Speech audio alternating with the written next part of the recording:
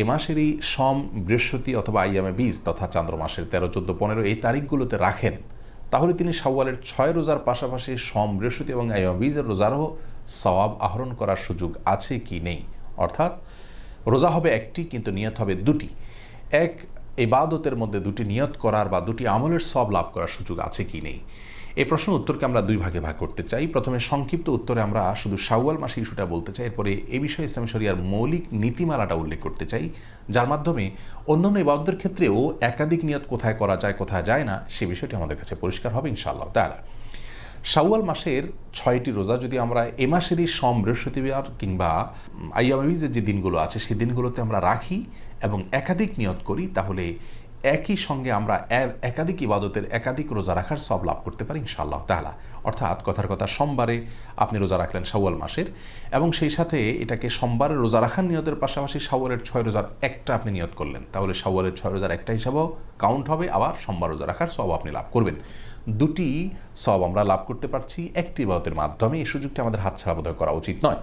আর কেউ যদি সোম, বৃহস্পতিবার রোজাগুলো রাখেন যথারীতি এবং বীজ রোজাগুলো রাখেন, সেই সাথে শাওয়ালের 6 রোজা আলাদা দিনগুলোতে রাখেন, তারটা তো সবচাইতে উত্তম হবে এবং তার সওয়াব যে বেশি হবে সেটা তো বলাই বাহুল্য।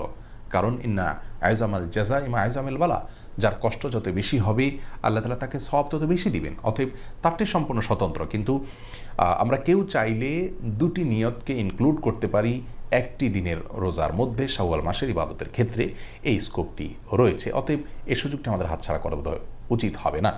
আর এই বিষয়ে ইসলামী শরিয়ার মৌলিক নীতিমালা হলো, একটি আমলে যদি একাধিক ইবাদতের নিয়তকে ইনক্লুড করতে হয়, তাহলে সে আমল হতে হবে এমন আমল যেটি মুখ্য নয়।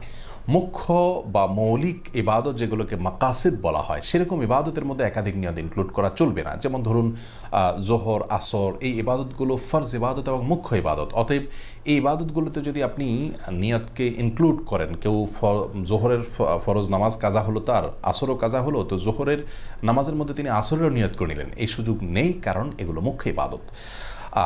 যেগুলো ওয়াসাইল জাতীয় ইবাদত, যেগুলো মুখ্য নয় এমন ইবাদত, যেমন ধরুন মসজিদে প্রবেশের 2 রাকাত সুন্নাত, মসজিদে প্রবেশ করার পর নামাজ না পড়ে যেন মানুষ না বসে, এটা হলো মূল বিষয় এখানে। ওই 2 রাকাত যেটি আমরা মসজিদে প্রবেশের সম্মানার্থে পড়ছি হাদিসের নির্দেশ অনুযায়ী, সেই 2 রাকাতই এখানে একমাত্র মুখ্য নয়, মুখ্য হলো নামাজ পড়াটা। তো এই ইবাদতটি এমন ইবাদত যেটি মুখ্য নয়, ওয়াসাইল জাতীয় ইবাদত, এটাকে কন্ডিশন বা শর্ত জাতীয় ইবাদত আমরা বলতে পারি। তো এইরকম ইবাদতের মধ্যে ইনক্লুড চলে। অর্থাৎ ফজরের নামাজে আপনি মসজিদে প্রবেশ করলেন, করে ফজরের 2 রাকাত সুন্নাত পড়লেন, সেই সুন্নতের মধ্যে আপনি যদি তাহিয়াতুল মসজিদেরও নিয়ত করেন, তাহলে সেটার সুযোগ আছে। অর্থাৎ এখানে 2টা ইবাদতের নিয়তকে আপনি ইনক্লুড করতে পারবেন। তার কারণ হলো একটি ইবাদত এখানে আমরা দেখতে পাচ্ছি এটা মুখ্য নয় এমন ইবাদত। তাহলে যে ইবাদতগুলো মুখ্য, 2টি ইবাদতই মুখ্য, সেখানে এরকম ইনক্লুড করে নিয়ত করা যাবে না। আবার নফল যদি হয়, তাহলে সব নফলের ক্ষেত্রে আবার 2 নফলকে একসাথে নিয়ত করার কোনো সুযোগ নাই, মুখ্য নয় এমন জায়গায় ইনক্লুড করা চলবে। যেমন কেউ যদি তাহিয়াতুল উজুর ক্ষেত্রে একই কাজ করেন, যে তাহিয়াতুল উজু তিনি উজু করার পর 2 রাকাত নামাজ পড়লেন, তিনি যে কোনো নামাজ পড়লেন সেখানে তাহিয়াতুল উজু নিয়ত করে নিলেন, তাহলে সেক্ষেত্রে একসঙ্গেই 2টি ইবাদতের সওয়াব তিনি পেতে পারেন। জুমার দিনে গোসলের ক্ষেত্রেও একই কথা প্রযোজ্য। অর্থাৎ জুমার দিনে যদি কেউ ফরজ গোসল করেন এবং জুমার দিনের যে সুন্নাত গোসল রয়েছে সেটারও নিয়ত করেন, তাহলে সেটি আদায় হয়ে যাবে। কারণ জুমার দিনে গোসল করাটা হলো মূল বিষয়। জুমার দিন উপলক্ষে আলাদা কোনো গোসল করতে হবে ফরজ গোসল করার পরে, সেটা মুখ্য নয়, গোসল হয়ে গেছে সেটাই হলো মূল বিষয়। বিধায় এখানে জুমার দিনের যে গোসল সেটা মুখ্য ইবাদত থাকলো না, ওয়াসাইল জাতীয় ইবাদত হলো।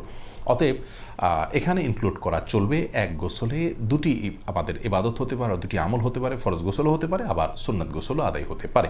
একই কথা শাওয়ালের 6 রোজার ক্ষেত্রে প্রযোজ্য, যে সেগুলো সোম, বৃহস্পতিবার বা আইয়ামে বীজের দিনগুলোতে আমরা যদি নিয়ত করে নিই, তাহলে এখানে ইনক্লুড করা যাবে। অতএব সব ক্ষেত্রে আবার 2টি ইবাদতের নিয়ত আমরা একসঙ্গে একটা ইবাদতের মধ্যে করার সুযোগ থাকছে না।